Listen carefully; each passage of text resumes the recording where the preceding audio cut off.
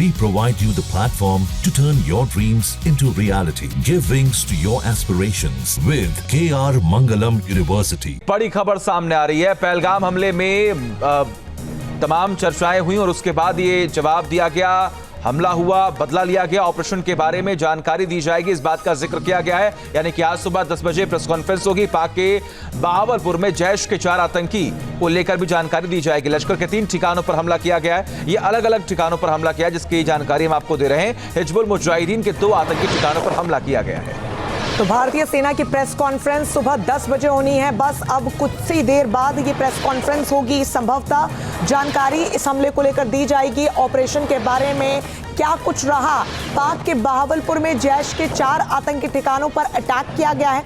लश्कर के 3 ठिकाने इसमें शामिल हैं। इसके अलावा आपको बता दें, इस पूरे हमले में हिजबुल मुजाहिदीन के 2 आतंकी ठिकानों पर भी बड़ा अटैक किया गया है और पाकिस्तान की कमर तोड़ने का काम किया गया है। अब जब सुबह 10 बजे प्रेस कॉन्फ्रेंस होगी तो उसमें सेना की तरफ से क्या कुछ जानकारी दी जाएगी, क्या कुछ और महत्वपूर्ण आंकड़े सामने आ सकते हैं, क्योंकि अब तक जो आंकड़े सामने आ रहे हैं वो न्यूज नेशन लगातार आपको बता रहा है। लेकिन डिटेल जानकारी इस प्रेस कॉन्फ्रेंस में होगी, इसलिए सभी की निगाहें 10 बजे होने वाली सेना की प्रेस कॉन्फ्रेंस पर है। तस्वीरें भी लगातार हम आपको दिखा रहे हैं। ये तस्वीर उस चीज की गवाही दे रही है जो लंबे समय से एक देशभक्ति की अलग के रूप में हमारे देश में जाग रहा था। आक्रोश सड़कों पर साफ तौर पर पहलगाम हमले के बाद देखने को मिल रहा था। हर कोई चाह रहा था कि पाकिस्तान के खिलाफ एक बड़ा अटैक और उसे मुंह की खानी पड़े। और कुछ ऐसी ही तस्वीरें अब देखने को मिल रही है जब देर रात इस बड़े हमले को, इस बड़े ऑपरेशन को अंजाम दिया गया। और सबसे महत्वपूर्ण, जैश हेडक्वार्टर बहावलपुर, एक ऐसी जगह जहां पर संसद पर हमले की प्लानिंग की गई थी,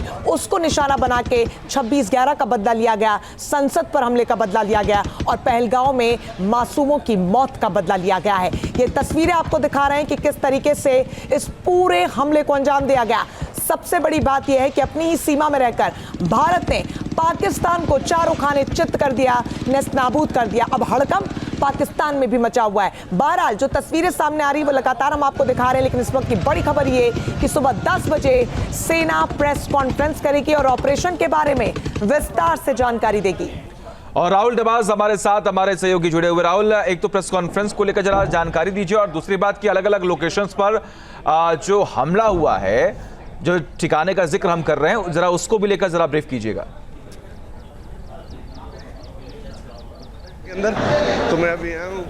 देखिए, सबसे पहला अपडेट तो ये है कि cabinet committee on security affairs का कोई भी मंत्री आज पूरी रात नहीं सोया है, क्योंकि जिस तरीके से आपने जिक्र किया कि हमला किया गया था 9 लोकेशन पर, और 9 लोकेशन है और एक ही लोकेशन पे 1 से ज़्यादा मिसाइल स्ट्राइक की गई थी, यानी कई राउंड मिसाइल स्ट्राइक हुई थी। जिस तरीके से विजुअल निकल के आ रहे हैं और उसके बाद उन तमाम लोकेशन और जो अचीवमेंट है, हमारी जो स्ट्रेटेजिक इंपॉर्टेंस के अचीवमेंट थे, चाहे वो लश्कर तोयबा हो, जैश ए मोहम्मद हो, उन तमाम टेरर कैंप्स को जो निशाना बनाया गया, बहावलपुर से लेकर के और पीओके तक, यानी राजस्थान बॉर्डर के करीब से लेकर के, मुल्तान के करीब से लेकर के और पीओके तक, उसकी तमाम सूचनाएं यूएई से लेकर सऊदी अरब तक, अमेरिका से लेकर रशिया को दी गई थी एस जयशंकर यानी विदेश मंत्रालय की तरफ से। अगर इस वक्त की बात करें तो इस वक्त तीनों सेनाओं के प्रमुख सीधे तौर पर बात कर रहे हैं भारत के रक्षा मंत्री राजनाथ सिंह के साथ, और प्रधानमंत्री ने इस पूरे ऑपरेशन को लाइव देखा था और वो लगातार संपर्क में थे अजीत डोभाल यानी एनएसए के। तो तमाम जो मंत्री है cabinet committee on security affairs की, वो लगातार संपर्क में बने होते हैं। अगर गृह मंत्री अमित शाह की बात करें तो वो भी इंटरनल सिक्योरिटी को लेकर, क्योंकि बीएसएफ को अलर्ट पे भेजा गया है। बीएसएफ दरअसल वो पैरामिलिट्री फोर्सेस है जो पिलर नंबर 1 से लेकर के 1175 यानी इंटरनेशनल बॉर्डर पर लगी हुई, और बीएसएफ के पास भी आर्टिलरी पहुंचाई गई थी और इंडियन आर्मी के साथ सीधे संपर्क में थी। तो गृह मंत्री हो, विदेश मंत्री हो, रक्षा मंत्री हो, प्रधानमंत्री हो, वित्त मंत्री हो, जो तमाम मंत्री और उसके अलावा एनएसए और तीनों सेनाओं के अध्यक्ष पूरी रात इस ऑपरेशन को देख रहे थे। और यही वजह है कि 9 एयरपोर्ट को भारत ने आज दोपहर 12 बजे के लिए बंद किया है। तो भले ही हम मॉक ड्रिल की तैयारी कर रहे थे, लेकिन जो ड्रिल हुई है रियल, वो ड्रिल नहीं बल्कि रेड हुआ है पाकिस्तान के ऊपर। और पाकिस्तान को इस बात का एहसास हो गया है विदेशी दबाव के लिहाज से भी कि अगर कोई मिस एडवेंचर करने की कोशिश की तो भारतीय सेनाओं के पास वो सक्षमता है कि जब हम चाइना के खिलाफ हेलमेट टॉप और ब्लैक टॉप को जीत सकते हैं तो पाकिस्तान के खिलाफ हाजी पीर को भी जीता जा सकता है। यानी पाकिस्तान ने मिस एडवेंचर किया तो पीओके उसके हाथ से जा सकता है। न्यूज नेशन अब व्हाट्सएप पर खबरों की ताजा अपडेट के लिए न्यूज नेशन के इस क्यूआर कोड को स्कैन करें।